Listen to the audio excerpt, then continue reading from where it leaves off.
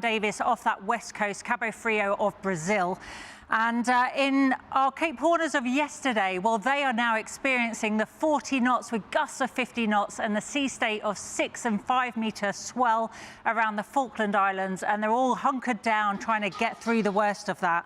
One of those sailors was Girik Sude, who yesterday took an icy dip in the waters off Cape Horn. Now, this feat will probably sit in the history books of the Vendée Globe alongside Yves Parlier rebuilding his mast, Mike Golding and Mark Gilmour sailing back without a keel on their boat to the finish line. And this is his account of the event that happened yesterday.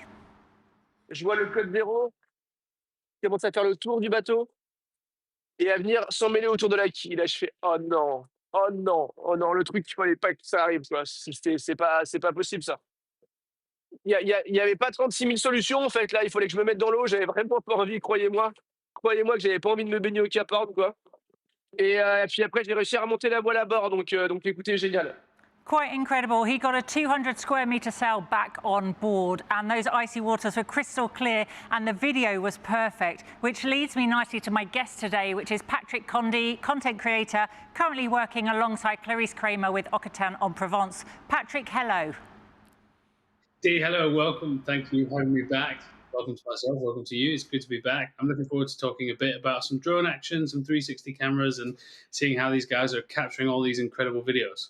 Well, funny you should say drone action, because our perfect skipper that we're hoping we're going to connect to is in the thick of the storm, is Conrad Colman. Here he is just off the Falkland Islands. He's currently in 40 knots. He sent a video earlier absolutely loving the conditions, but the connection is not that great. So we're hoping in his 22nd position in the fleet, we can say hello to him. Conrad, how is life on board the rocket ship MS Amlin?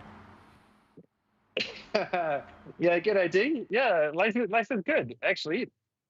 I was a little bit apprehensive about getting caught up in this big depression, but so far so good. It's been going really well. I've been able to implement the strategy that I wanted to, and right now, well, the sun is out and I'm loving it. So life is good. How long do you think you're going to have these wild conditions for? It's quite short-lived. It's like a short, sharp shock, isn't it? Yes, I can confirm that it's sharp.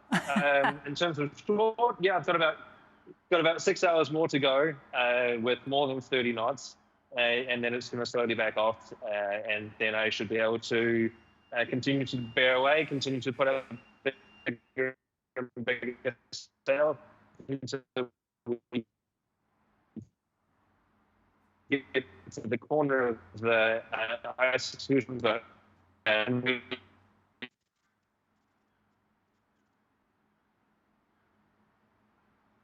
Well, it's a little bit broken up there from Conrad. I'm just going to see, Conrad, your rounding of Cape Horn was magnificent. You took advantage of putting a drone up. Was this rounding sweeter than the last few? Because this is your 4th time round. Was it the best one yet?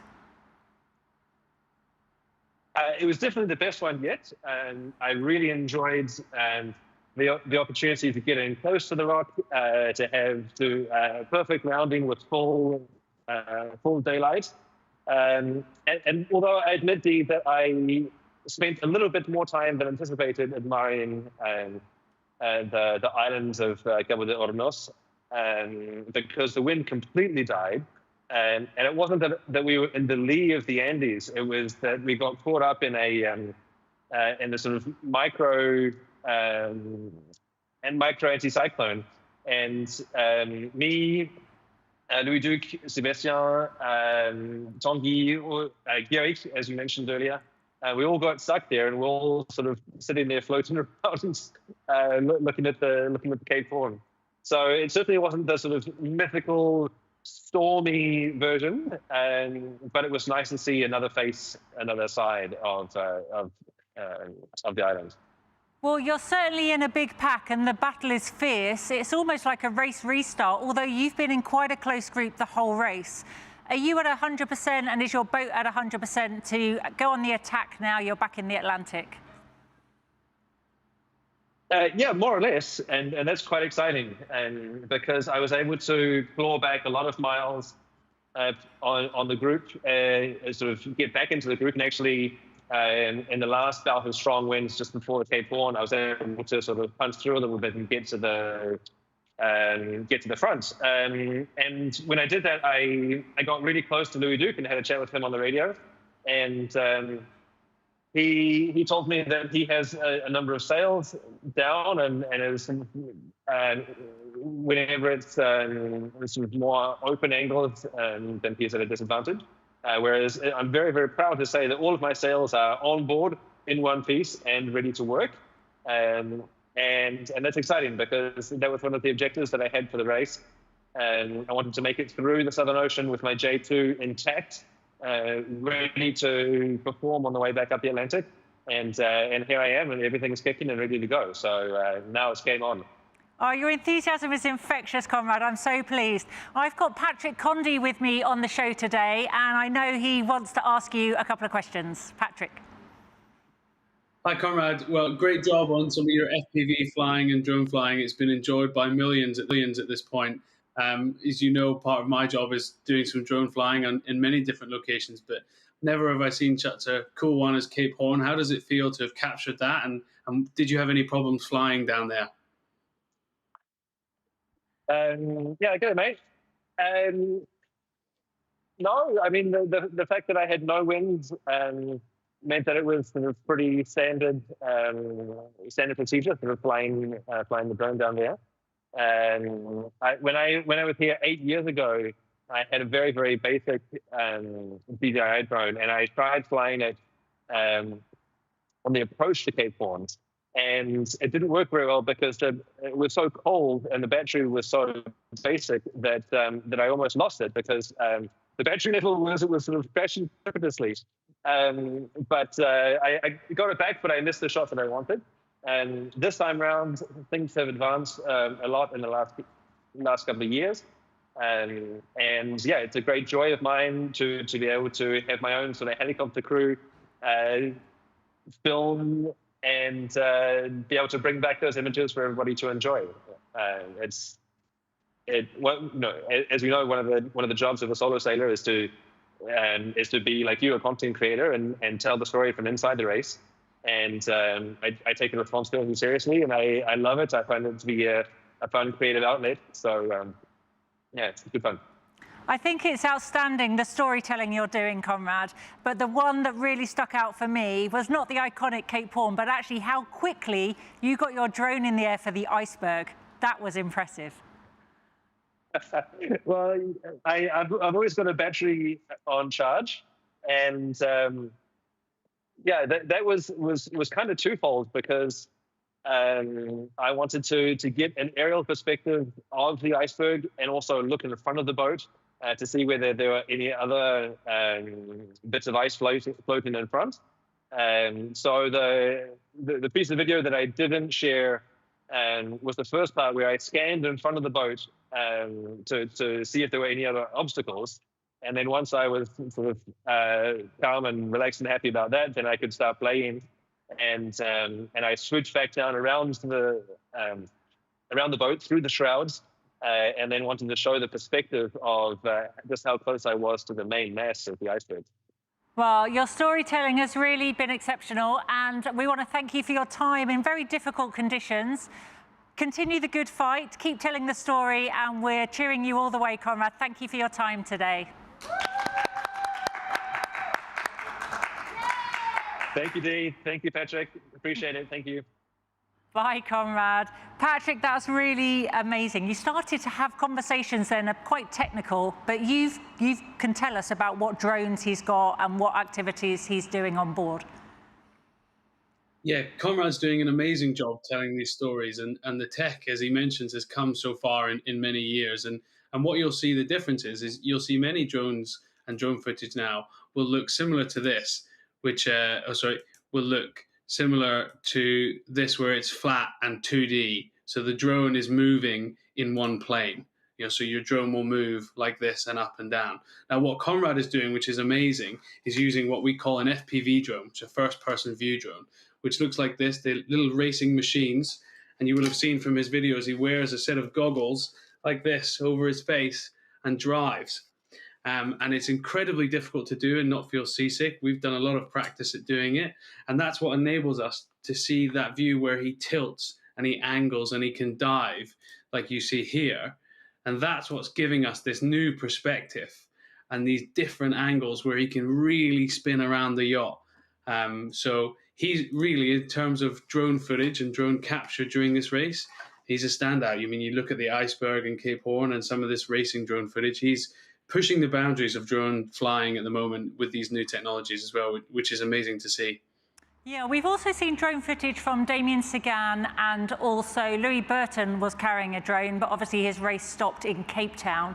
But it's been quite impressive. Would you suggest that if you were a prospective skipper for 2028, that in the next 4 years you actually spend a bit of time learning to fly a drone?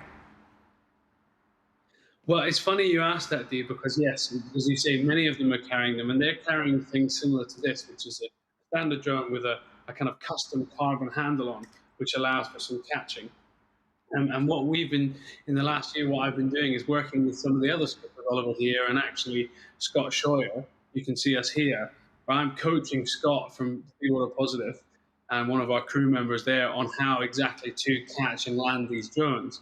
You can see here, it's going to take, it takes Scott a few minutes to be able to actually land this drone in and be able to turn it off. And so that is something that we're working with skippers now to be able to coach them to do this properly. Yeah, I can't even imagine being able to fly the drone while your boat's sailing on a moving platform and then catch it yourself, because you can't have your extra crew member there to catch it, can you? No, and that's where it becomes tricky, and that's the next stage of the learning and the teaching, is you start catching it yourselves, and that's where those big, nice handles on the bottom really change the game for us. So 3D printing has enabled that again, and you have to end up in the world where you hope that the drone's going to come back, and you have to accept that it may not. And what Conrad didn't mention there, and most drone pilots won't mention, is we obviously endeavor to never lose the drones. But if we think it's struggling to get it back on, the technique that we have is to fly into the mainsail, and then the drone will break into a million pieces, but the drone will slide down the mainsail and end up in the mainsail bag. And more importantly, you haven't put the drone in the sea, which is bad for the environment, and you haven't lost the memory card with the footage. So you kind of managed to recover all the bits. Ah, so a long learning curve for anybody prospective for 2028 Vendée Globe. Thank you for those tips. I like that. Now, somebody else, our Chinese skipper, Jinkon Zhu, is very good with covering the footage and capturing his experience of the Vendée Globe. And I spoke to him this morning as he passed Point Nemo to see if he was able to celebrate. But I just with the storm, the wind very strong, around 45, 50 knots. So all movements are risk. So I may not be able to do anything for the celebration. I thought I am very happy to have the opportunity to visit the longest place in the world. How are you managing the cold? Yeah, it's really, really cold recently. So I just look, I just put a lot of clothing on my body, and my jet ball did a great job. Offer me hot tea and hot food, which make me warm and save my life. Yeah, it's really, really cool. Just around 3 degrees. How are you feeling, and are you still enjoying the race, Jackie? Yeah, already past 6 days of continuous sailing is not an easy task, facing cold and some storms. I'm missing the land very much now. I hope to return to France soon. I'm trying my best to enjoy every moment. Yeah. Well, I wish I had a jet ball that served me tea and made me hot food as well. That sounded very good, but he did sound really cold. And I have to say, his English is getting so much better. I love talking to him. His smile is infectious. Now, Conrad, he does some really interesting, Patrick, he does some really interesting camera angles, and many of the skippers are using 360 cameras. Can you tell us a little bit more about the advantages of using one of these? Yes, I mean, these are great. I mean, I have one here to show you. It's a double lens little GoPro. That's what it looks. And we have them on these, clamps, which means you can kind of stick them to any surfaces and move them around. And what these are amazing at doing is taking a whole image, literally a 360 image, and stitching it together. So for our skippers who have got plenty of other things to worry about and going on, this is one of the perfect things in that you can turn them on, press record, and as you see here, it is capturing everything. So you press record on one button and you're capturing the whole scene. You can see here Yannick's shot where he's sticking on a very long pole out of the back window to capture the whole scene. And it's great because you don't have to get wet, you don't have to go out, there's no reframing the shots, there's no worry. And some people have got quite creative with the mounts. You see here, Yannick's got it mounted to his back, and you're getting some great shots of him actually working. So I think these are going to be the new format for telling these stories for these skippers that is easy. You know, they can turn them on, press record, and forget. What has also helped us sending this footage back is the footage can be quite large, and the files are very heavy. So again, sending them via the Starlinks, which most of the boats are using now, enables us to see these great images. I am so pleased you told me Yannick had that camera mounted on his back, because I've watched that footage a lot and I had no idea where that camera was. It freaked me out, so thank you for that. Now, one of our sailors pushing north at the Falklands and trying to stay ahead of the bad weather that Conrad was in is Giancarlo Pedotti, and he told us what his weather was like where he is. Hello everybody. So right now we are a little bit west from Falkland Malvinas, and we are sail into the north because we have a big depression that comes from the mountain of Argentina in the east part. And so for us it will be very important to escape into the north because this low pressure is very strong. In any case, we are very happy because we are out from Pacific Ocean and the Big South. Cap Horn is behind us. And also very happy because more we go north, more we'll find nice temperature. So let's take a look at the weather from the back of the pack moving forwards. Here we have the back of the fleet.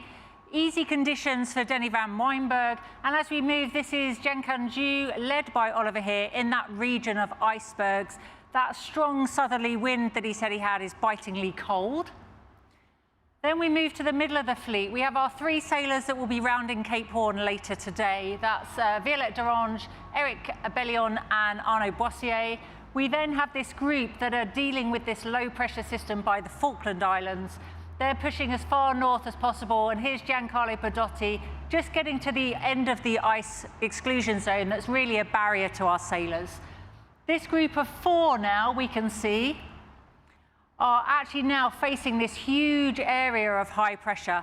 And this area here is really going to slow them down and actually give the opportunity for Giancarlo and Isabel Josh to catch up with this group.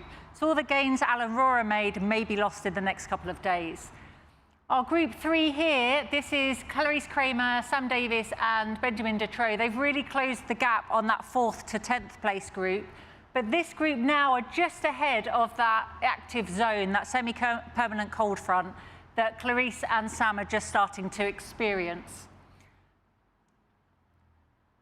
And then at the front of the fleet, we've got our leaders, all in the Northern Hemisphere. And with this animation, you can see that Charlie Dallin is just coming into this ridge of high pressure first. And it's this low pressure coming across that we're going to pick up next.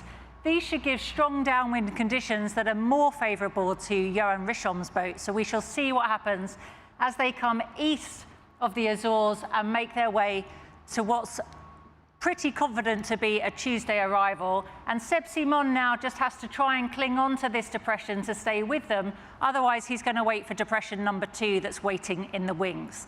Now, let's go to our leader, Charlie Dallin, as he talks to us about his last sunset in the trade winds and as he starts to feel the chill of the European winter and the chill of his pursuer that's relentless, Johan Richom.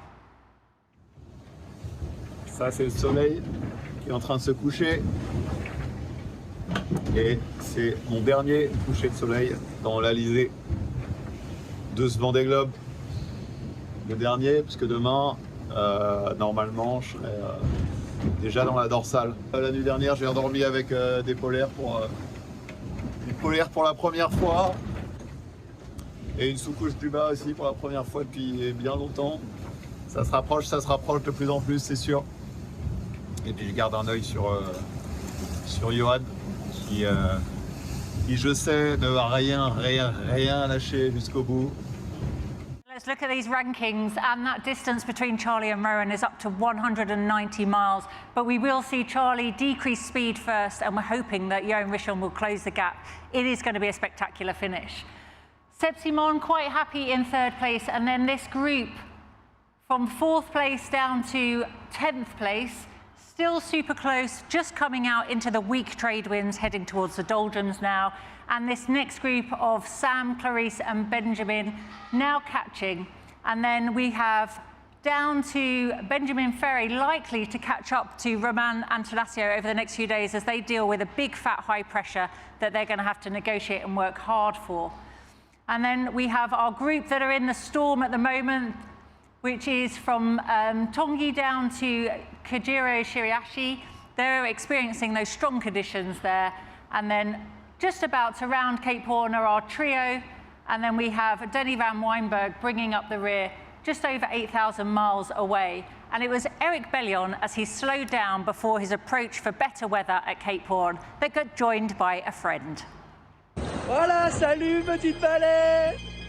Salut. Comment ça va? Oui, salut.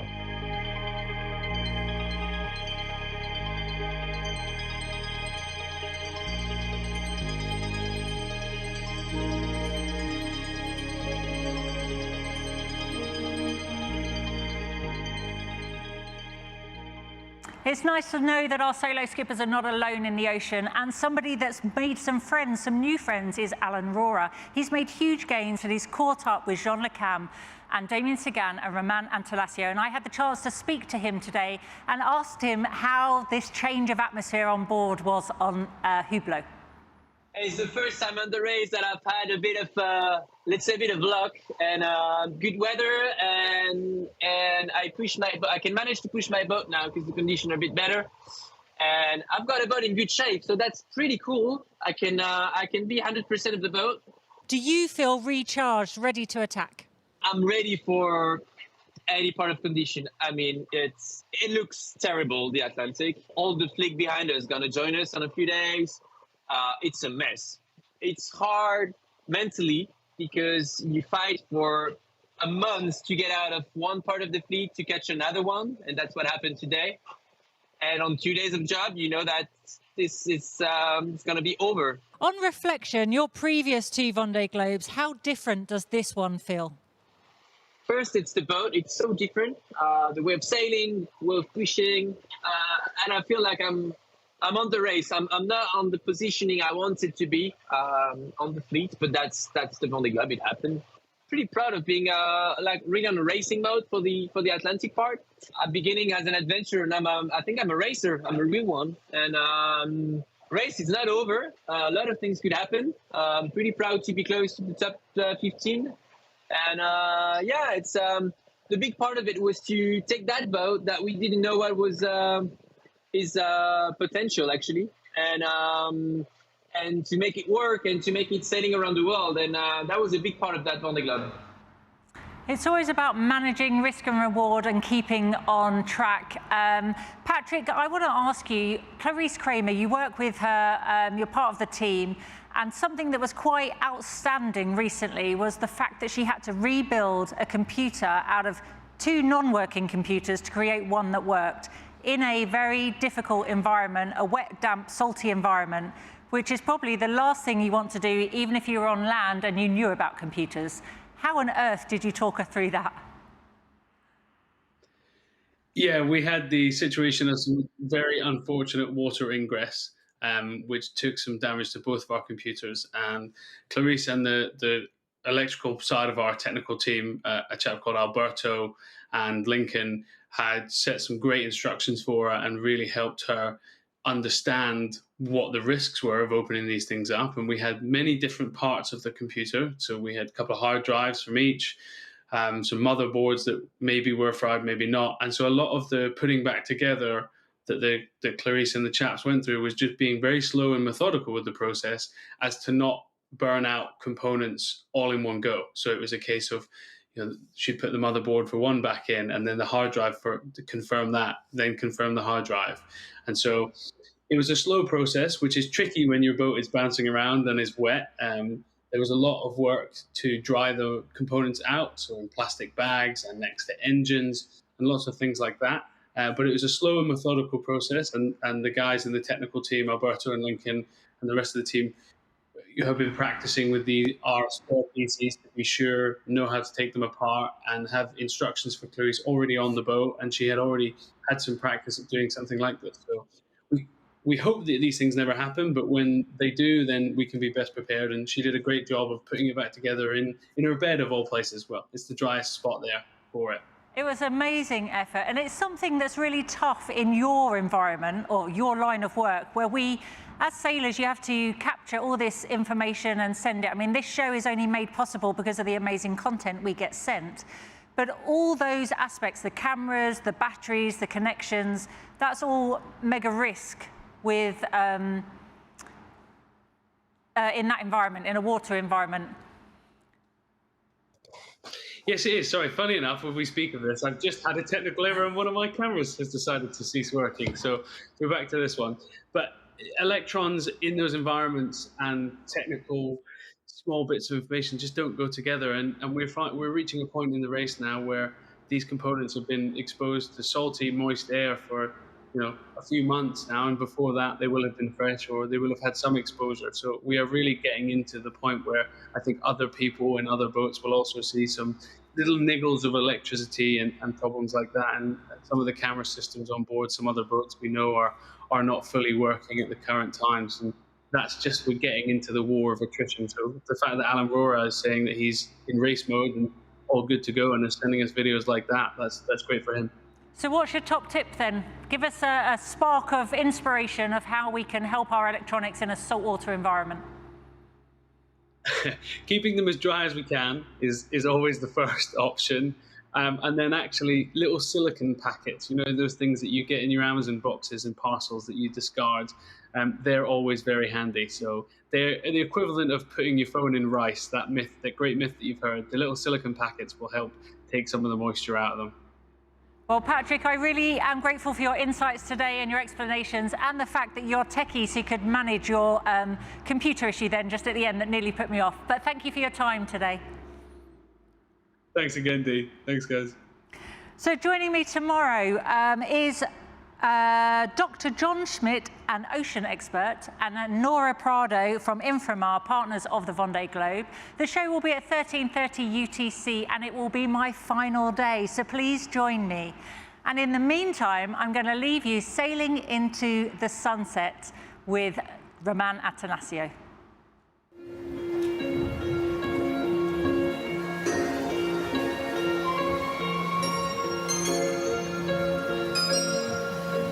Elle a de ces lumières au fond des yeux qui rendent aveugle au amour.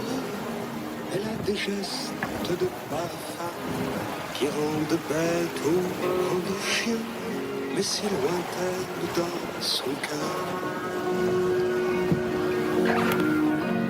Pour moi, c'est sûr, elle est d'ailleurs.